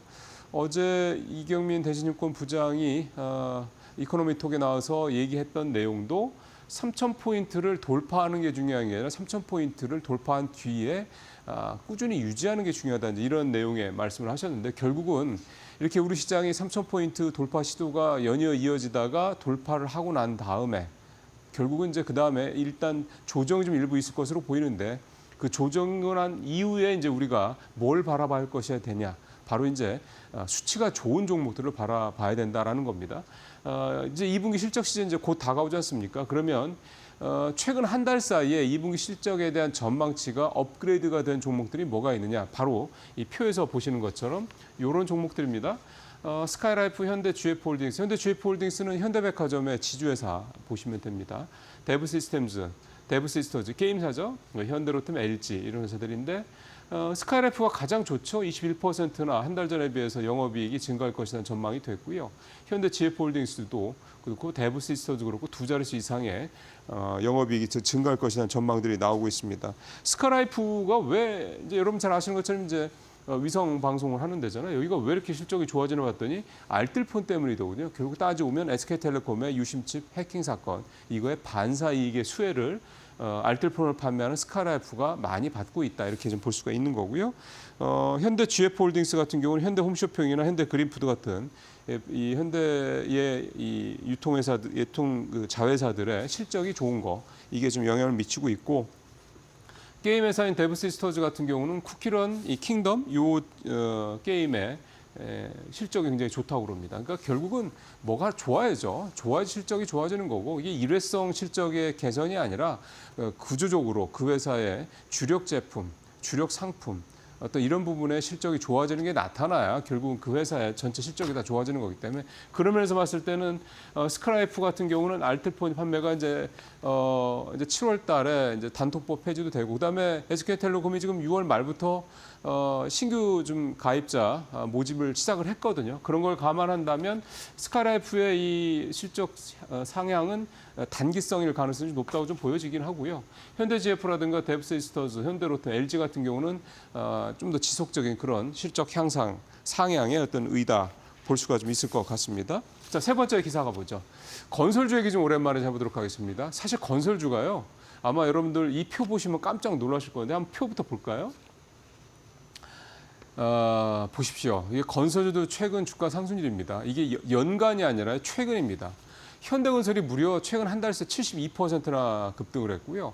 대우건설, GS건설, DLENC, 삼성 E&A 모두 다 두 자릿수 이상. 대우건설 같은 경우는 여기도 역시 원전 이 수혜주의 좀 개념으로 좀 들어가면서 주가가 20% 가까이 좀 급등을 하는 그런 모습을 보였습니다. 보시면 이 건설주들이 사실은 작년까지만 해도 되게 맥을 못 쳤는데 실적이 워낙 안 좋았잖아요. 작년 12월이었나요? 현대건설이 그동안 했던 누적 적자들 한꺼번에 다 털어내는 이런 작업을 빅베스라고 하죠. 이걸 하고 난 다음부터 현대건설을 중심으로 해서 건설주들의 주가가 계속 오르는 모습을 보였습니다. 현대건설이 그때도 가장 주가 상승률이 좀 높았죠. 이렇게 건설주들이 좋은 이유는 일단 여러 가지로 모멘텀이 많네요. 앞서도 잠깐 추경 얘기하면서 말씀을 드렸습니다만 지금 우리 그 내수가 민간 소비가 지난 1분기에 마이너스 1%, 특히 건설 투자는 마이너스 4% 역성장을 했습니다. 즉 내수가 안 좋았던 게 우리가 1분기에 마이너스 2% 이 마이너스 성장을 했던 가장 큰 이유였는데 말씀드린 것처럼 건설 투자가 마이너스 0.4% 역성장을 했다고 말씀드렸지 않습니까? 결국은 상당히 좀 시장 상황이 좋지는 않은 건데 이것 때문에 좀 추경을 하는 거고 추경을 한다는 얘기는 결국은 건설 쪽 부분에 대한 뭔가 경기 부양책들이 들어간다는 얘기가 되는 거니까 당연히 건설 쪽의 경기가 좋아질 수 있는 여지가 있다라는 거죠. 여기다 최근에 아시겠지만 마용성을 중심으로 서울의 집값이 상당히 좀 좋은 모습을 좀 보이는 것도 좀 있겠고요. 그다음에 이제 금리 인하에 대한 기대감 등등등 여러 가지 좀 좋은 모멘텀들이 예상이 되고 있다는 점이 건설주들을 끌어올리고 있는 이유고 앞서 말씀드린 것처럼 여기에 현대건설이라든가 대우건설, DLENC 같은 이런 건설주들은 원전 건설 수혜주 얘기까지 또 나오고 있다는 게 주가가 더 오르고 있는 이유라고 좀 볼 수가 있겠습니다. 특히 현대건설 같은 경우는 외국인과 기관이 동반 순매수를 하는데 매수 규모가 작지 않습니다. 외국인이 최근 한 달 새 1,900억 원. 기관도 700억 넘게 샀거든요. 그러니까 이런 수급적인 힘도 뒷받침이 되고 있다 볼 수가 있겠고 GS건설 같은 이런 회사들도 외국인들이 입지를 시작을 했다. 이런 평가들이 좀 나오고 있는 점도 감안을 하실 필요가 있겠습니다. 오늘 마지막 기사는 콜마홀딩스 얘기를 좀 준비를 했습니다. 아시는 것처럼 요즘에 콜마홀딩스가 이 남매 간 또는 이제 부자 간의 경영권 분쟁이 벌어지면서 주가가 급등을 좀 이틀간 했죠. 10,000원 조금 넘던 회사 주가가 최근 한 달 새 17,000원까지 대략 한 70-80% 정도 올랐는데 최근 이틀 사이에만 한 40% 폭등을 했습니다. 역시 상한가도 한번 했고 어제도 주가가 좀 좋았고요. 어제 물론 20% 가까이 올랐다가 조금 주춤하기는 했는데 그래도 어제도 두 자릿수에 가까운 그런 수익률을 내는 모습을 좀 보였습니다. 이 콜마홀딩스의 이 경영권 분쟁을 한마디로 요약을 하면 일단 시작은 건기식 회사인 콜마 B&H의 실적 부진 때문이었고 이 콜마 B&H의 대표가 윤여원이라고 이제 윤동환 회장의 이제 딸이죠. 근데 이제 콜마 홀딩스에서 이 B&H의 주가가 실적이 부진하니까 이제 CEO를 교체를 하려고 했습니다. 윤여원 대표를 이제 밀어내려는 거였죠. 이거에 대해서 이제 윤 회장이 약속 위반이다. 그러니까 원래대로 돌려놔라. 그러니까 콜마 B&H는 건들지 말라 이렇게 중재안을 내놨는데 이거를 이제 윤상현 부회장이 아들이 이제 거부한 겁니다. 그래서 윤 회장이 내놓은 게 너 지난번에 2018년도에 내가 너한테 그 지분 준 거 있잖아. 그거 조건이 있었던 거야. 그래서 그 조건을 네가 어겼으니까 다시 그거 내놔라고 이제 소위 말하는 부담부 이 증여 이 주장을 하면서 이 증여 지분 반환 소송을 냈죠. 이게 이제 여기까지 내려온 거고요. 이거에 대해서 윤 부회장 측은 그런 조건 없었다 이렇게 또 반박을 좀 하고 있는 상황인 거죠. 만약에 법원에서 이 소송을 이걸 인용을 하면 받아들이면 전세가 역전이 됩니다. 그러니까 윤 회장 측, 윤 회장 측 부녀의 지분이 윤석열 회장보다 많아지게 되죠. 그렇게 되면은 판이 또 달라질 수가 있는 거죠. 그래서 이제 법원의 결정이 이번에도 가장 중요한 포인트가 될 것으로 보이는데요. 그냥 그대로만 간다 그러면 사실은 윤 부회장 측에서는 뭐 워낙 지분 차이가 좀 많이 나서 사실 경쟁이 뭐 갈등의 여지도 없는 상황이긴 한데 이게 법원으로 넘어간 상황이기 때문에 이 콜마 홀딩스 요 경영권 분쟁 역시 법원에서 결국은 조정을 할 수밖에 없는 상황이 됐다 이렇게 좀 볼 수가 있겠습니다. 다만 아시다시피 법원에서 결론이 누구한테 나든 간에 주가는 여전히 상당히 좀 급변락을 할 수 있다. 이 부분은 좀 감안하실 필요가 있겠습니다. 네, 오늘 뉴스 브리핑 마치겠습니다.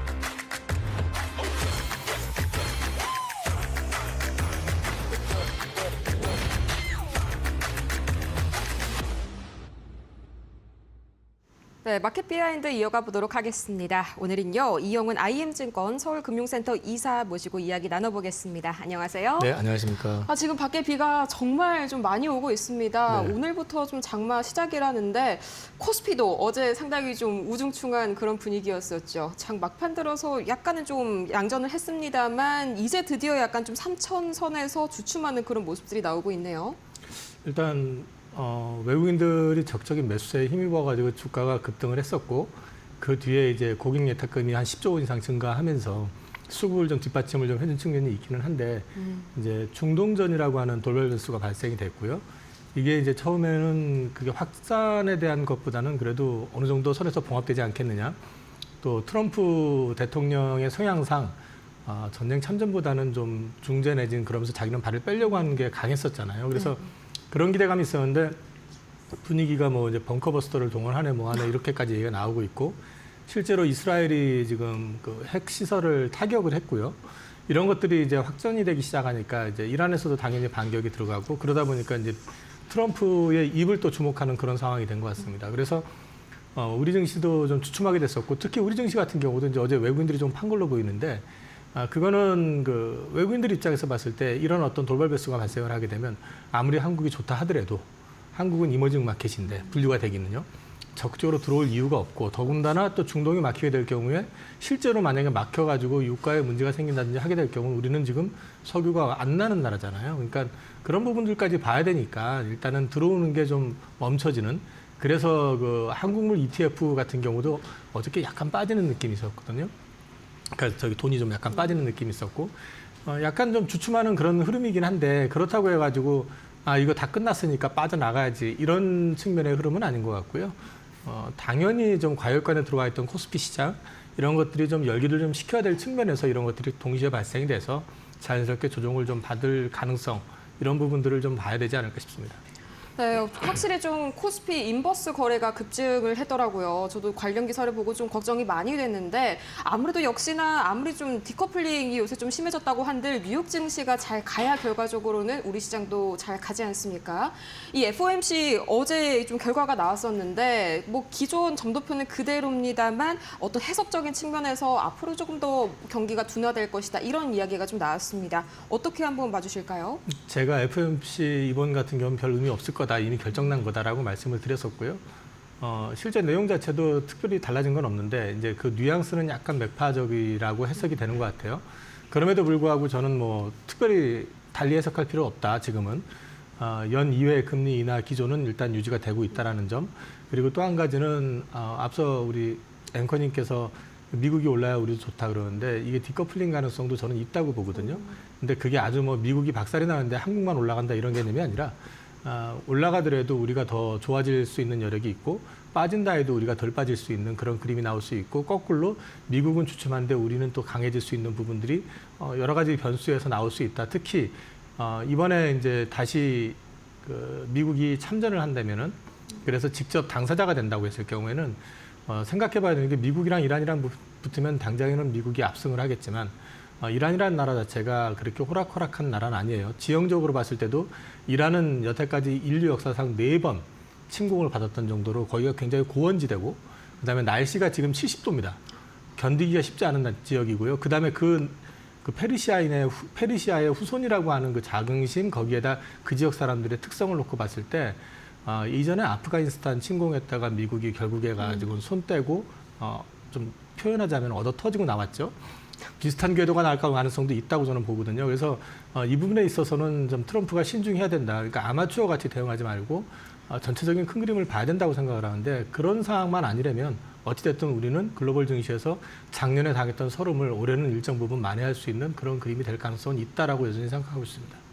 네, 확실히 이란이 저도요 요새 약간 분위기를 보니까 뭐 제2의 제국들의 무덤이 또 될 수도 있겠다. 확실히 말씀 주신 그런 측면들을 저도 좀 많이 느끼고 있습니다. 자, 그런데 이 중동 전쟁이 국내에 아무래도 상승장에 미칠 그런 전망도 좀 추가적으로 더 자세하게 좀 궁금하고요. 또 이어서 이번 주 들어서 코스피에서 외인이 4거래일 중에 3거래일 연속 순매도를 보였습니다. 확실히 좀 수급적인 방향이 좀 확실히 틀어졌구나 이런 신호를 저는 느꼈는데 여기에 대해서도 어떻게 봐주실까요? 그 중동전이 진짜로 파국으로 간다고 했을 땐 우리도 데미지를 입을 수밖에 없습니다. 그렇게 되지 않길 바라야 되는데 지금 시점에서는 예단하기는 좀 어려울 거고 또 트럼프에게 최근에 부여된 별명 있잖아요. 타코라고 하는 일종의 타코 트라우마에 좀 실리는 느낌도 있어요. 이제는 제가 판단할 때는 이번에 지금 이란 이스라엘 전쟁이 시작이 되기 전에 트럼프는 협상을 통해 가지고 이란으로 하여금 핵무기 개발을 중단하는 걸 요구했는데 이제는 아예 항복하라고 요구를 하고 있잖아요. 근데 이게 보면은 그 즉흥적이라는 느낌이 드는 게 이게 협상을 하는 데 있어 가지고 협상에 어떤 여지를 둬야 되는데 무조건 항복해라 이렇게 해놓고 나서 시간 여유 준다 이래 놓고 지금 막상 전쟁이 되니까 또 2주간의 시간을 주겠다 뭐 이렇게 얘기를 하고 있잖아요. 근데 여기서 발을 빼자니 또 타코 소리 들을 것 같고 발을 들이밀자니 여기서 이제 얻게 되는 데미지 받게 될 데미지가 이제 당장의 비용도 엄청나게 들어갈 거지만 거기서 발을 쉽게 못 빼게 된다는 거고 걸프연한 국가들의 반응도 또 봐야 될 문제가 있고요. 그런 걸 생각해 본다 그러면은 지금 어떻게 될 거다라고 예단하기는 좀 어렵습니다. 그런데 결국 가가지고 만약에 극단적인 상황이 가게 된다 그러면은 이란이 그대로 당하는 거를 러시아가 가만 보고 있을까에 대한 문제도 생각해 봐야 될 거고 여러 가지 변수가 있기 때문에 저는 여기서 섣불리 예단할 필요는 없다. 그리고 외국인이 최근 한 3일 연속으로 파는 거 이 부분에 있어서가는 저는 자연스러운 조정 흐름이라고 봅니다. 일단 그 파는 내용 자체보다는 파는 것들 자체의 어떤 분량을 보면은 분량이 이렇게 크진 않았어요. 그러니까 그 얘기는 뭐냐면 그동안에 사왔던 거에 비해 가지고는 좀 자연스럽게 지금 이런 어떤 분쟁을 통해 가지고 기간 조정이 됐던 가격 조정이 됐던 일단 좀 지켜보자는 심리가 좀 유도되는 측면이다라고 저는 판단을 하고 있고요. 저는 뭐 앞서도 말씀드렸지만 극단적인 상황까지만 안 간다면은 우리한테 그렇게 나쁘게 작용할 것 같지는 않습니다. 네, 확실히 그래도 우리가 생각하는 것보다는 그 영향은 좀 제한적일 것이다. 이렇게 한번 좀 정리를 해볼 수가 있을 것 같고요. 뭐 대외적인 이슈도 상당히 작용을 많이 합니다만 사실 코스피를 끌어올리고 있는 건 대내적인 이슈가 굉장히 최근 들어서 컸었죠. 어제 이제 이재명 정부가 올해 들어서는 뭐 2번째고 이 정부 들어서는 첫 번째 이 추경 편성에 들어갔었습니다. 좀 주요 내용들 한번 살펴볼까요? 내용을 보면은 일단 소비여력 그 보강하는 데 한 11조, 뭐 지역 화폐가 됐든 뭐 쿠폰이 됐든 소비 쿠폰 같은 거라든지 이거는 지금 내수 경기가 워낙에 죽어 있다 보니까 내수를 좀 활성화시키겠다라는 측면에서 일단 이제 반영을 좀 하는 것 같고요. 그 다음에 이제 뭐 건설 경기 활성화라고 해가지고 2.7조 이거 가지고 건설 경기가 활성화된다기보다는 지역 건설 업계들이 워낙에 지금 좋지 않다 보니까 그쪽들한테 일종의 마중물 역할을 좀 해주겠다라는 거. 그 다음에 민생 안정해가지고 또 이제 그 소위 말해서 그 장기 5년인가 7년인가 이상 이제 5천만 원 이상 이하의 어떤 채무는 다 탕감해주는 뭐 이런 얘기들도 있었던 것 같고. 근데 이제 이런 부분들이 당장에 경기 부양에 큰 효과를 준다기보다는 저는 일단 외국인들한테는 하나의 경기 부양 시그널로 해석을 할 수 있다라는 측면이 있을 것 같고요. 두 번째는 마중물 역할을 한다라는 거죠.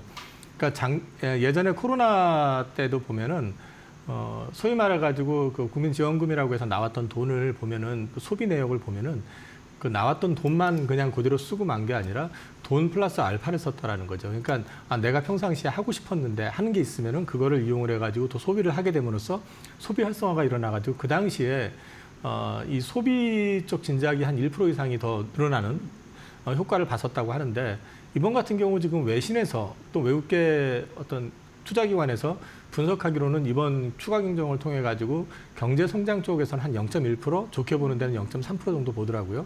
그 정도만 돼도 일단 의미는 있다. 그리고 이제 여기에 더해 가지고 현 정부가 추진하고 있는 상법 개정이라든지 기타 세제 개편 등을 통해 가지고 이제 소위 말해서 증시의 어떤 활성화 방안을 좀 유도하고 하려고 하는 부분들은 외국인들한테 강한 신뢰감을 지금 주고 있다고 저는 판단을 하고 있는데 이거를 갖다가 실망으로 돌이키지 않고 끝까지 추진을 해가지고 만약에 기존의 어떤 제도보다도 훨씬 더 앞서 있는 투자자 보호라든지 그 다음에 이제 이익 환원이라든지 이런 것들을 갖다 강화시킬 수 있는 법안을 구체화시키고 이게 실행이 된다고 했을 경우에는 이게 오히려 외국인들의 투자를 더 강하게 유도할 수 있는 측면이 있다라는 측면에서 봤을 때 이 추경에 대한 기대감을 너무 크게 가져가는 것보다는 이거는 일종의 바닥 베이스를 보시면 될 것 같고요. 그 플러스 알파가 저는 오히려 법 개정을 통해 가지고 주주 환원 대책 강화 이런 걸 통해 가지고 외국인들의 신뢰를 얻는 게 더 중요한 시점인 것 같습니다. 네, 한마디로 그 안에 있는 직접적인 결과보다는 약간 외국인들에게 우리가 이만큼 뭐 노력을 하고 있다. 마치 뭐 작년에 밸류업 정책 같은 경우에도 비슷한 효과를 불러왔었죠. 거기에 대한 그런 측면들에 조금 더 집중을 해보시면 좋을 것 같습니다. 이 외인 수급의 연결고리 그런 측면을 좀 설명을 주셨고요. 자, 이어서 또 이외에도 경기부양책 카드가 상당히 좀 많이 준비가 됐었죠. 특히나 좀 면세나 여행 쪽이 요새 약간 좀 움직임을 보이더라고요. 이렇게 좀 관련 수혜 섹터 또 어떤 게 있을까요? 저는 이게 수혜 섹터라고 하기에는 좀 그런데요. 일단 뭐 백화점이라든지 면세점 또는 뭐 최근에 올라갔던 거 뭐 여행 섹터 이런 게 그 경기 부양 때문에 올라간다기보다는 저는 이제 그 우리 내수를 살리기 위해서 우리도 결국은 이제 중국인들에 대해서 무비자 이제 입국 여행 허가라든지 이런 것들을 이제 놓고 있으니까 이게 좀 도움을 받지 않겠느냐. 이런 기대감 때문에 좀 움직이는 측면이 있고, 그다음에 최근에 이제 AI, 소버린 AI 얘기를 하다 보니까 그거하고 관련돼 있는 거라든지 또는 뭐 오히려 지금 요즘 한참 얘기가 되고 있는 스테이블 코인 관련돼 가지고 관련된 주식들 움직이는 것들 이런 것들이 오히려 이제 정책에 대한 기대감으로 지금 반영이 좀 되고 있는 측면이 있어 보이고요. 나머지는 뭐 이것 때문에 경기 부양, 우리 증시가 좋아진다 이런 개념보다는 저는 앞서도 말씀드렸지만은 마중물 역할을 하는 거다. 그러니까 이 빈 펌프에서 물을 다시 끌어올리려고 하면 물을 부어가지고 펌프질을 해야지만이 올라오잖아요. 그 역할을 좀 해주는 거지 이게 당장의 어떤 증시에 큰 역할을 준다 이렇게 판단하는 것보다는 그렇게 이해하시는 게 어떨까 싶습니다.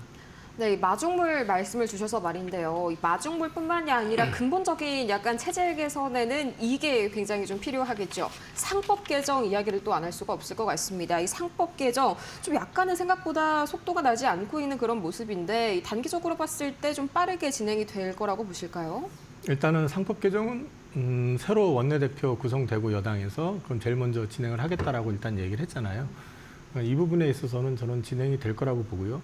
진행이 안 된다고 하면은 사실 작년에 밸류업 자율에 맡기겠다고 했다가 충격받았던 거 이상이 될 수도 있기 때문에 지금 현재 내수는 물론이고 경제가 어려운 상황에서 정부의 의도는 저는 명확하다고 봅니다. 증시 활성화를 통해 가지고 자본시장이 좀 어느 정도 올라오게 되면은 그걸 통해 가지고 내수 활성화를 유도할 수 있거든요. 물론 그거는 지속된다기보다는 일정 수준 밸류가 있기 때문에 오버씩 나왔다가 잘못해서 꺼지면 그 후유증도 있습니다. 그래서 올라오는 와중에서 지금 현재 정부가 추진하고자 하는 거는 신사업에 대한 집중적인 육성.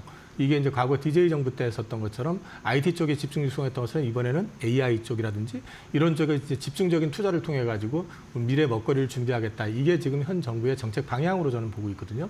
그래서 저는 상법 개정이라든지 이런 법 제도 개선에 대한 부분은 진행할 수밖에 없을 거다라고 저는 판단을 하고 있습니다.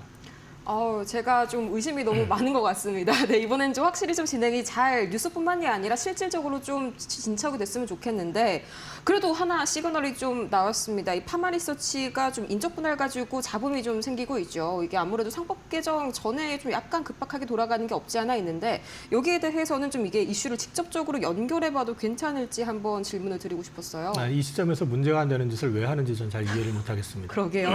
이런 거는 사실 노골적으로 뭐 나 찍히고 싶어라고 선언하는 거랑 별반 다를 게 없거든요. 그러니까 이런 부분들을 좀 진행하는 것 자체가 충분히 주주의 이해관계를 고민을 했었느냐에 대한 부분이 우선이 돼야 되는 거고요. 만약에 이게 대주주의 이익을 위해서, 그러니까 뭐 경영권 승계 문제라든지 이런 것들 때문에 지주회사 쪽에 어떤 비중을 엄청 크게 주고 이럼으로써 이제 대주주의 어떤 이익을 더 부과하려고 했었던 목적이 명확하다고 판단이 되면 이건 아마 감독원에서 막을 거라고 봅니다.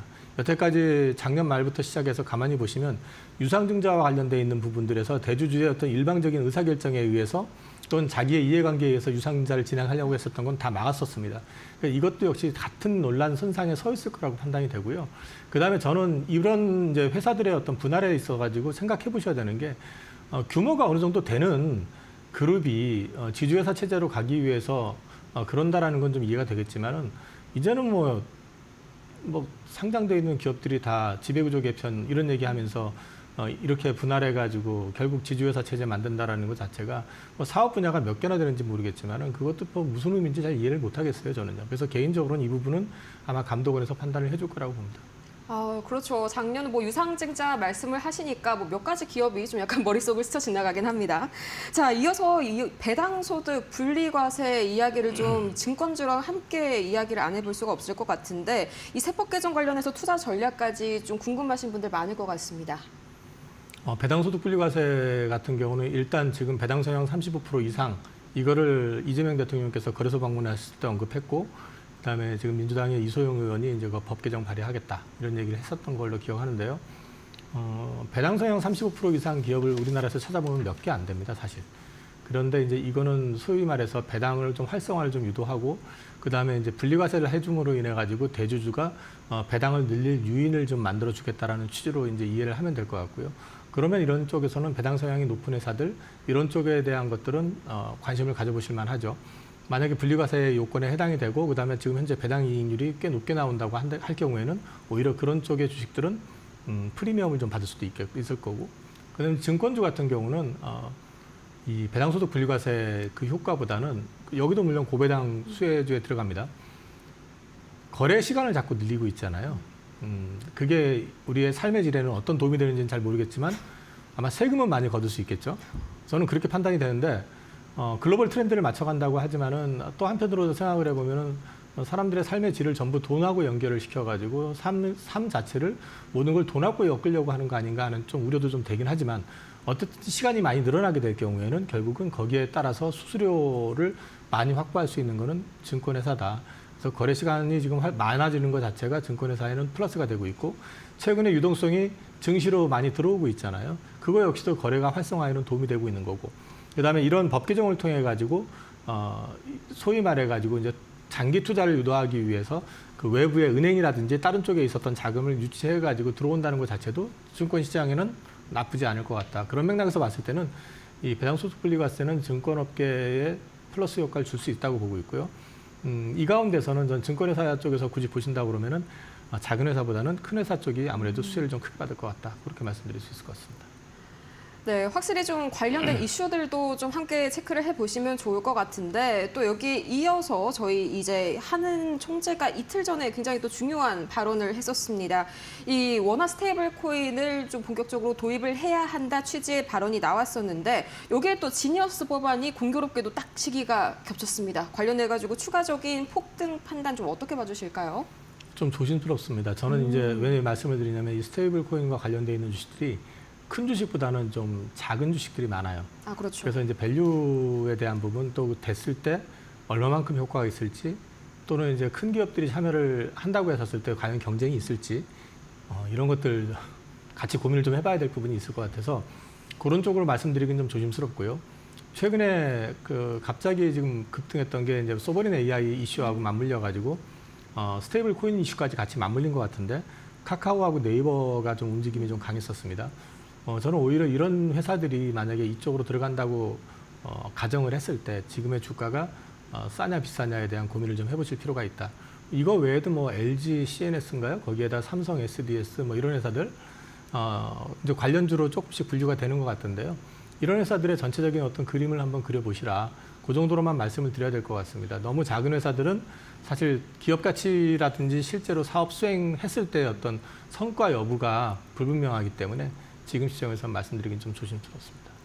네, 이 소버린 AI 이 단어에 제가 약간은 지금 좀 꽂혔는데 이 네이버와 좀 카카오 이야기를 좀 해주셨습니다. 특히나 두 약간 굉장히 오래된 불효 자식들이라고 하죠. 작년에도 살짝은 비슷한 흐름이 나왔는데요. 작년에도 계속해서 좀 속을 썩이다가 하반기 들어서 단짝 효자 노릇을 했었습니다. 다시 한번 요새 그런 흐름이 좀 나와주고 있지 않을까 하는데 이번에는 좀 장기적으로 효자가 될 수 있을까요? 일단 이번에 급등했던 부분은요, 어떻게 이해를 하셔야 되냐면은 지금 시장이 수익률에 목이 말라 있다 보니까 유동성이 좀 넘치고 주가가 사실은 이제 조방원전 쪽으로 해서 급하게 많이 올라왔고 하이닉스도 많이 올라오고 하다 보니까 주식들이 이제 안 오른 걸 찾는 와중에서 그 JP모건에서 아마 네이버 목표 주가 27만 원인가 내면서 그 리포트 때문에 주가가 급등을 했는데요. 그 리포트 제가 읽어봤고요. 그 리포트 그 내용은 카피 뜬 것처럼 우리나라 증권회사에서 그 국내 증권사가 낸 리포트하고 다를 바 없는 내용이었었고요. 그거 연초부터 나왔던 그 논리 그대로 적용이 됐는데 타이밍이 좋았던 거죠.